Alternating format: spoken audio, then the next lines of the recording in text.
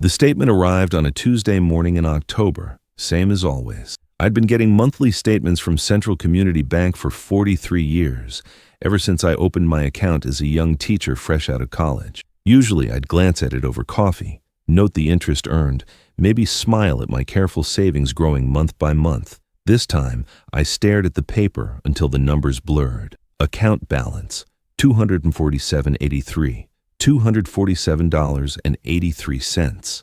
3 days ago, there had been $127,000 in that account. My entire life savings gone. For a moment, I honestly wondered if I was the one losing my mind.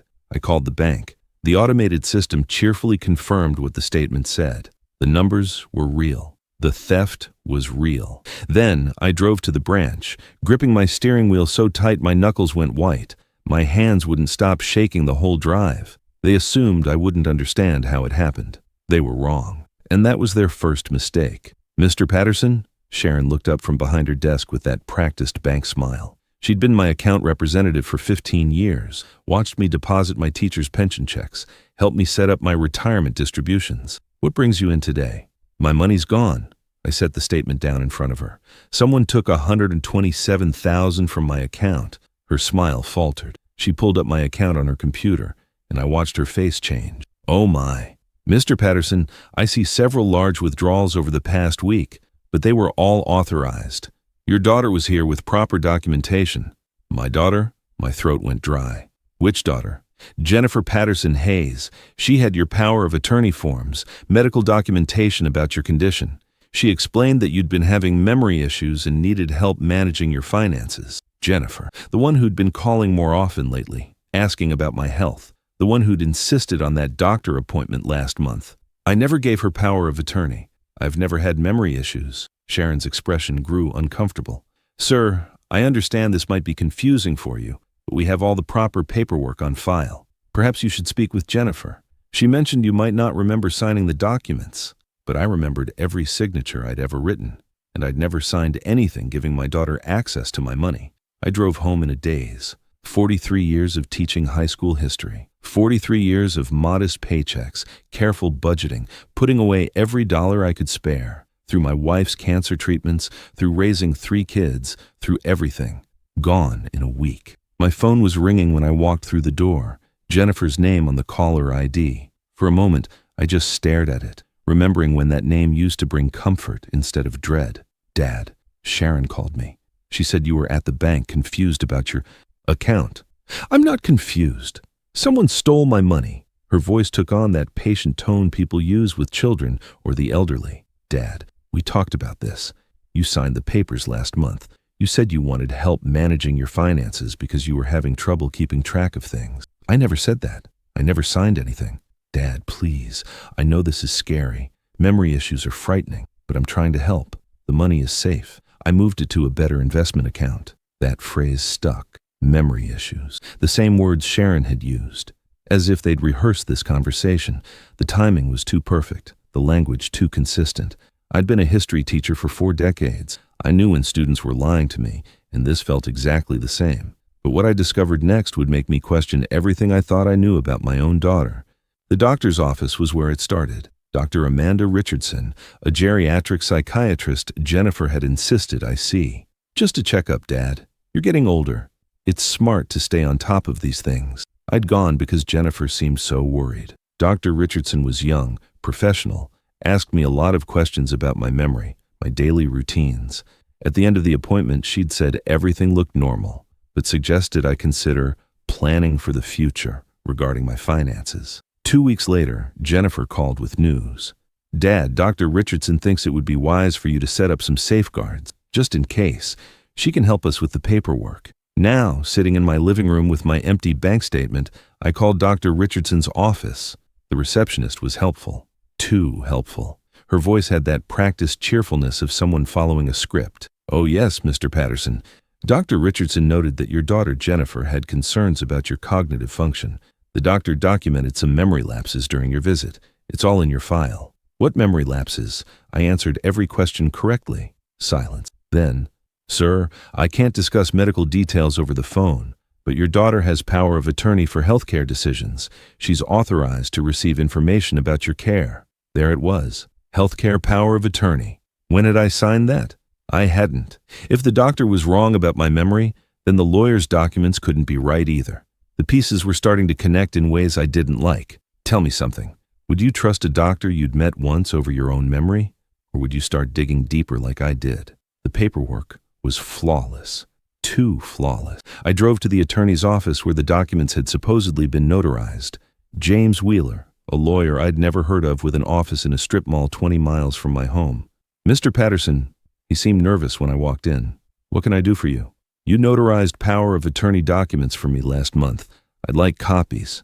He pulled out a file. There were my signatures on 3 different documents: financial power of attorney, healthcare power of attorney, a will that left everything to my 3 children, with Jennifer as the executor. The signatures looked perfect, better than perfect. They were more consistent than I usually write, and I had no memory of being in this office, of meeting this man, of signing anything. Mr. Wheeler, I never signed these documents. Sir, you were here with your daughter on September 15th. You seemed a bit confused, but you understood what you were signing. That's why we had Dr. Richardson's assessment on file to support your capacity. September 15th. I checked my calendar when I got home. That was the day I'd had lunch with my neighbor Helen, helped her fix her kitchen sink, then spent the evening reading on my porch. Jennifer had called that night to check on me, mentioned she'd been in line meetings all day at her job in Chicago. She couldn't have been with me at a lawyer's office. But somehow, she had been. And somehow, my signature was on documents I'd never seen. The inconsistency was impossible to ignore. Every detail of that day was clear in my memory, except for something that supposedly happened right in the middle of it. That mistake would be the beginning of her downfall.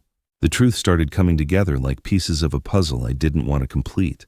I called my other daughter, Patricia, in Denver. She's a nurse, always been the most sensible of my children. Dad, Jennifer told us about your diagnosis. She said Dr. Richardson found signs of early dementia. We've been so worried. What diagnosis? I don't have dementia. Long pause. Dad, Jennifer showed us the medical reports. She said you'd agreed to let her handle your finances because you were having episodes, forgetting things, getting confused about money. Patricia, I need you to listen to me. Really listen. When have you ever known me to forget anything? When have I ever been confused about money? Another pause. Longer this time. Never. Dad, you've always been sharp as a tack. Even Mom used to say you remembered everything. Jennifer is lying. She's stolen my money and she's trying to convince everyone I'm incompetent so she can get away with it. That's a serious accusation, Dad. It's a serious crime, Patricia, and I'm going to prove it. My phone rang 5 minutes after I hung up.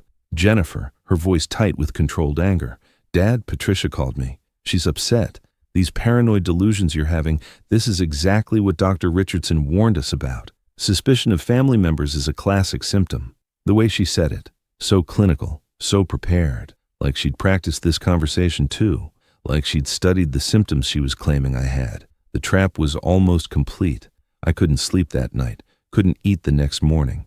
My daughter had stolen my life savings and convinced my other children that I was losing my mind. Who would believe a confused old man over a concerned daughter with medical documentation? But I wasn't confused. I was angry. And I'd spent 4 decades learning how to find the truth, even when people tried to hide it. Jennifer had made one mistake. She'd been too thorough, too professional. People don't voluntarily sign over everything when they're truly confused. They fight it. They resist. Real memory problems don't work the way Jennifer was describing. I'd gone along with it because I'd trusted my daughter. That trust was gone now. Time to find out if anyone else had noticed what I was seeing. I called the bank again. This time I asked to speak with the manager, not Sharon. Mr. Rodriguez had been managing the branch for 20 years. He knew careful customers from confused ones. Mr. Patterson, I remember your daughter's visits. She was very organized, had all the right paperwork. But I have to tell you, something did strike me as unusual. What's that? She seemed to know an awful lot about banking procedures for someone just trying to help her father, asked very specific questions about withdrawal limits, transfer protocols. Most family members don't know to ask those things. Something in his voice told me he'd been thinking about this too. Banking professionals notice patterns. They notice when something doesn't feel right. Jennifer was losing control. I sat in her chair. The house was too quiet. The phone rang. Jennifer again. Dad, I think you should come stay with us for a while, just until we get your medications adjusted. Dr. Richardson thinks a change of environment might help with the confusion. What medications? I don't take any medications. The new ones, for the memory problems. Dr. Richardson prescribed them after your last visit. Another lie. I'd never had a follow-up visit with Dr. Richardson. Never been prescribed any medications. But Jennifer was building a story, creating a paper trail that would explain away any accusations I might make. Confused elderly man. Prescription medications.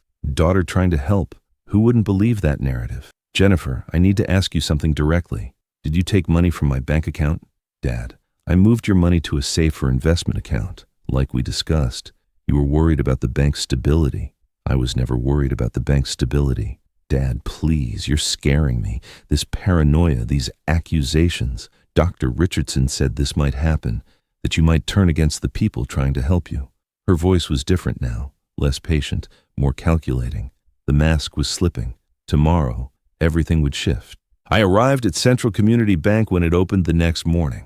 But I wasn't there to see Sharon or Mr. Rodriguez. I was there to see the security department, because Jennifer had made one more mistake. Every transaction in a bank is recorded, every conversation, every visit, and banks keep those recordings for legal protection. Mr. Patterson, the security manager, Lisa Chen, looked surprised to see me. What can we do for you? I need to see the security footage from my daughter's visits. All of them. Sir, that's not typically something we show customers. My life savings have been stolen.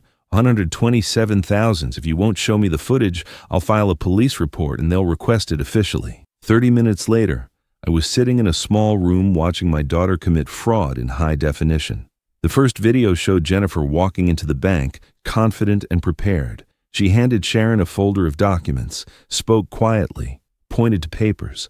Sharon examined everything carefully, made phone calls, checked her computer screen multiple times. Then, Jennifer did something that made my blood run cold. She pulled out her phone, showed Sharon something on the screen, and they both laughed. Can you enhance the audio on this section? I asked Lisa. She adjusted some controls. Suddenly I could hear Jennifer's voice, clear as day. My dad is so paranoid about banks. He keeps checking his account balance online. I had to hide his computer so he'd stop obsessing over it. Sharon's response. That must be so stressful for you dealing with his condition.